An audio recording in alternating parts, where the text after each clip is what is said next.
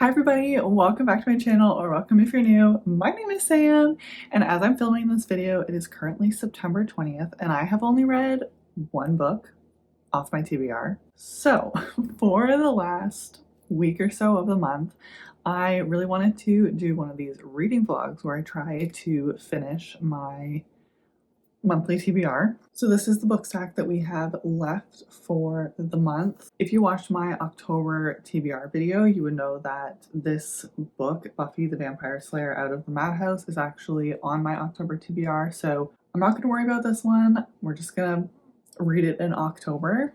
So we're left with 4 books. I have Magnolia Park's Into the Dark by Jessa Hastings, Collide by Val Cabra, Ashes and the Star-Cursed King by Carissa Broadbent on Kindle, and On the Line by Naomi Loud, also on Kindle. I just started On the Line yesterday and I'm about 30 pages in. I'm hoping to be able to read a little over 100 pages today. I'm really enjoying this so far. This is a line cook romance. So we're following our main character, James, who comes from a very wealthy family, but her father refuses to pay for her education anymore since she changed her major. So she has moved out and is on her own and has sort of her first experience in the real world, where she has her own place and has to get a job at a restaurant where she meets our male main character, who is a line cook.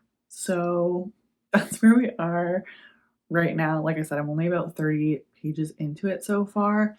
A bunch of the chapters are really short and it's easy to fly through, and it's just really interesting. I absolutely loved watching the Food Network growing up. I love watching food shows. I wanted to be a chef for a really long time, so I feel like this is just right up my alley. The beginning of this book does say that it's like a contemporary romance, but it has like heavier themes. So our main character, James, I feel like she definitely has some traumas from her past that are going to come up. I'm really intrigued about, and her current boyfriend sucks. I'm really enjoying this so far. I'm excited to continue reading this. Hopefully I will be able to finish this weekend and then start The Ashes and the Star-Cursed King. So I'm hoping to get through these 2 books and then also Collide in the next week or so, and then maybe we can start this. I definitely will not be able to finish this full book in this reading vlog if I even have a chance to start it, because it is 700 pages and like a tall paperback, and I also don't really want to rush this book, so fingers crossed I can at least start it. But that's the reading plans for this week. I guess I'll check in when I have more to talk about on the line. Good morning, everybody. Happy Monday. I hope the lighting is not terrible in this clip, but it is a rainy, disgusting day outside.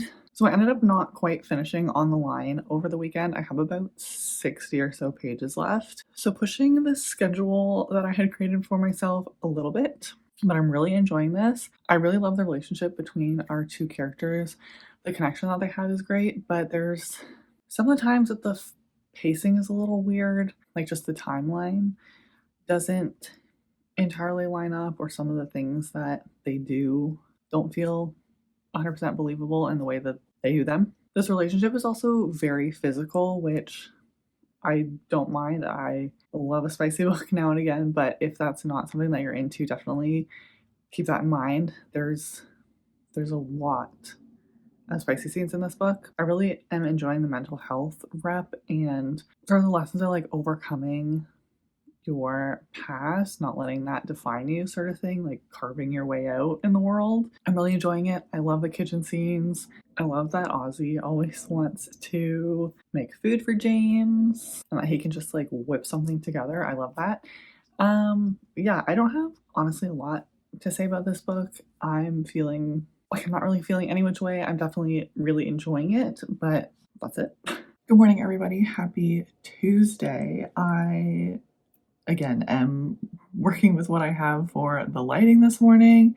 It's another very rainy, dreary, gloomy day. So yesterday I was able to finish the last 60 pages of On the Line by Naomi Loud. I ended up rating that book 4 stars.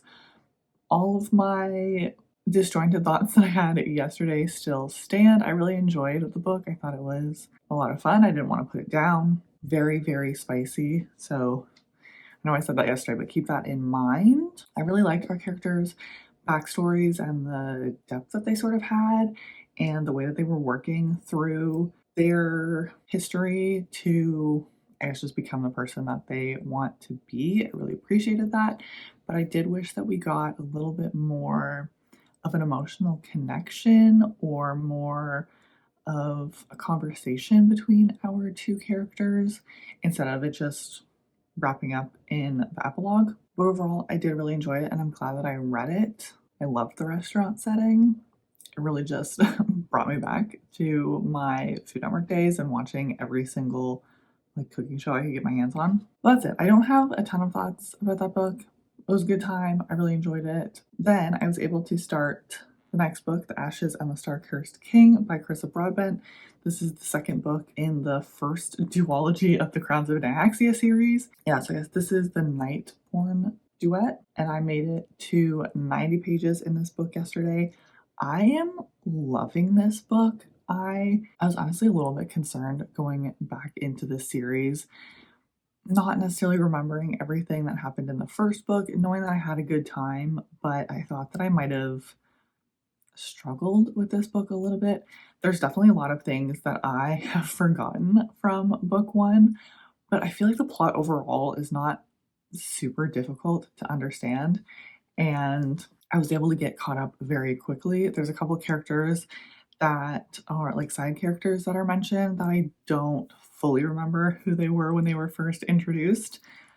So we're getting there, but I feel like I'm just flying through this book. I'm just having so much fun. The writing and like the tension that we're getting in this one after the events of book one, the stakes feel really high and I'm just loving it so far. I'm so glad to be back into this series and this world. I love Carissa Broadbent's writing. There's just something about this series in particular from her that I just absolutely love. So I cannot wait to read more of this. I'm actually really hoping to get to almost page 300 in this book today. I don't know if I'm going to be able to do it, but that's the goal. At least like 275 is where I want to be to stay on target and finish this book on Thursday, which is the goal.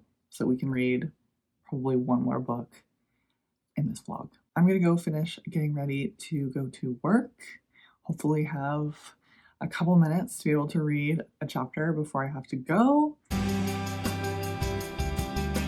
Good morning, everybody. Happy Friday. I ended up finishing The Ashes and the Star-Cursed King yesterday. I thought I had done a longer update on this book, but maybe I should have done a midway check-in.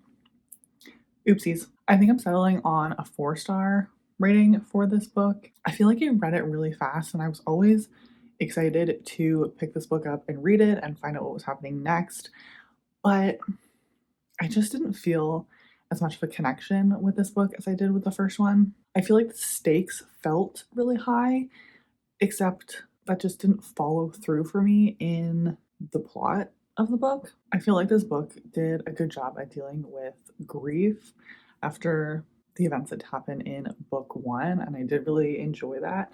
It felt very realistic, and the tension was also really great between our two main characters.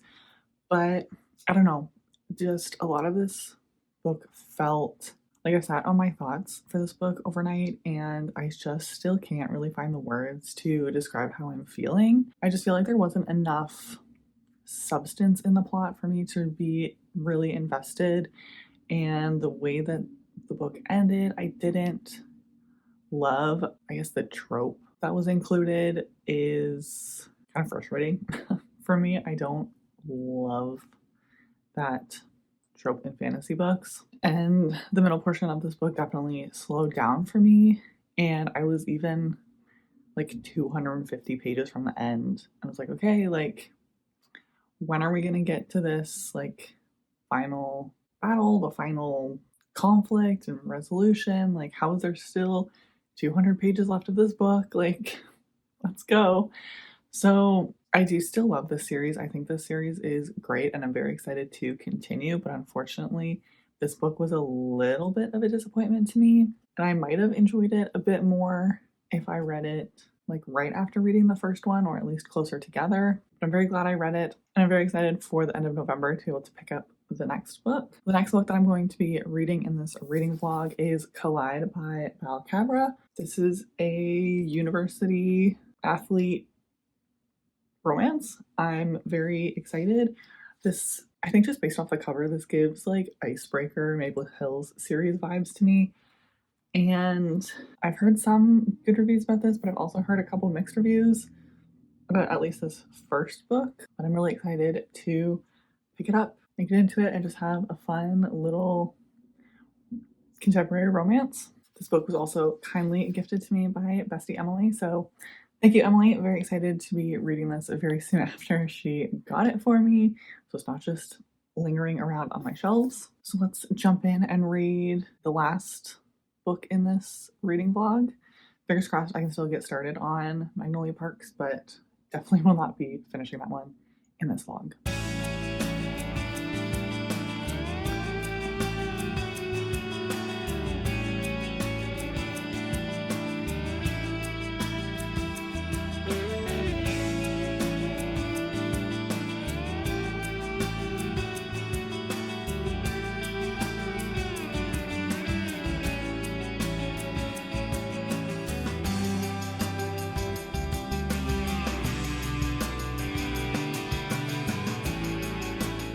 Hi everybody, so I have made it 100 pages into Collide so far. I'm definitely enjoying it. It's very much the college setting. Our characters definitely have some backstory and some things that they're dealing with, but it's still not like super deep yet.